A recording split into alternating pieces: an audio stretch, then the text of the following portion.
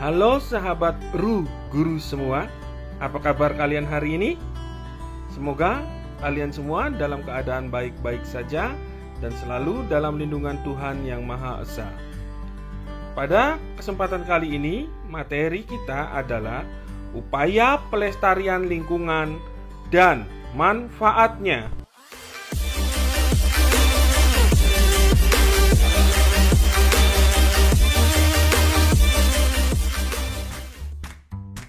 Usaha dalam melestarikan lingkungan hidup merupakan tanggung jawab kita bersama. Cara pelestarian lingkungan dan manfaatnya. Lingkungan sangat penting bagi kehidupan makhluk hidup, termasuk manusia. Manusia memerlukan lingkungan untuk memenuhi kebutuhan hidupnya. Oleh karena itu, diperlukan sebuah usaha pelestarian lingkungan agar lingkungan tetap dapat memberikan manfaat bagi manusia. Upaya pelestarian lingkungan hidup di daratan yang pertama adalah reboisasi. Apa itu reboisasi? Reboisasi adalah penanaman lahan yang telah gundul.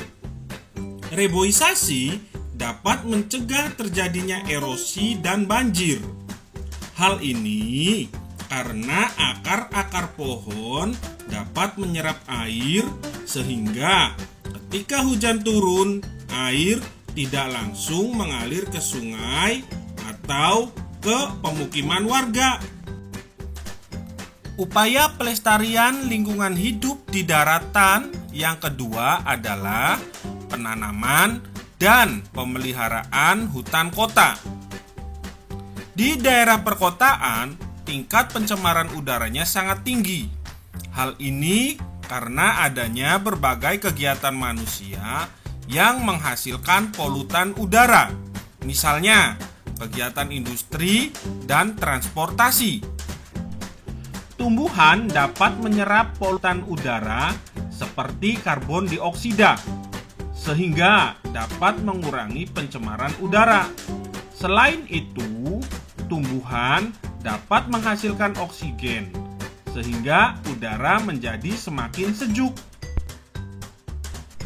Upaya pelestarian lingkungan hidup di daratan yang ketiga bisa kita lakukan dengan cara rotasi tanaman.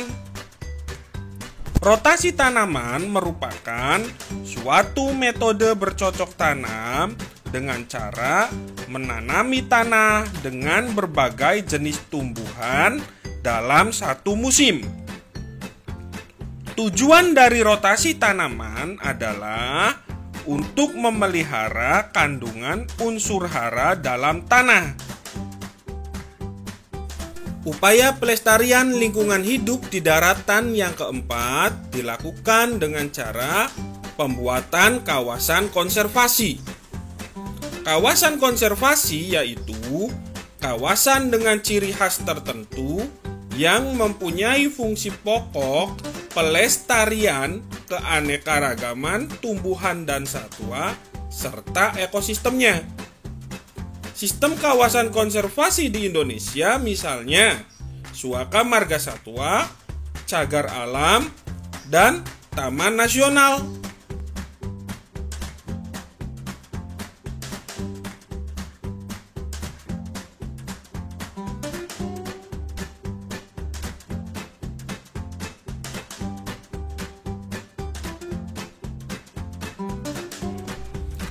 Upaya pelestarian lingkungan hidup di daratan yang kelima adalah tidak membuang sampah anorganik di tanah.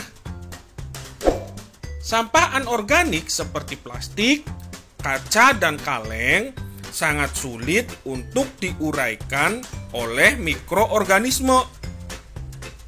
Oleh karena itu, sampah anorganik yang dibuang di tanah dapat mengakibatkan pencemaran tanah. Pengolahan sampah anorganik yang benar adalah dengan cara didaur ulang. Bagaimanakah upaya pelestarian lingkungan hidup di wilayah perairan? Pelestarian lingkungan hidup di wilayah perairan bisa dilakukan dengan cara yang pertama, tidak membuang sampah di sungai. Kedua, mengolah limbah industri sebelum dibuang ke sungai. Ketiga, tidak menggunakan pupuk kimia secara berlebihan. Dan yang keempat, penanaman kembali hutan bakau di pinggir pantai. Itu tadi materi kita pada pertemuan kali ini. Tetap semangat untuk belajar di rumah. Semoga pemaparan materi yang tadi disampaikan bisa dimengerti dan bisa dipahami oleh sahabat guru semua. Jangan lupa untuk selalu menerapkan protokol kesehatan dimanapun berada. Terima kasih dan sampai jumpa di pertemuan berikutnya. Salam Guru.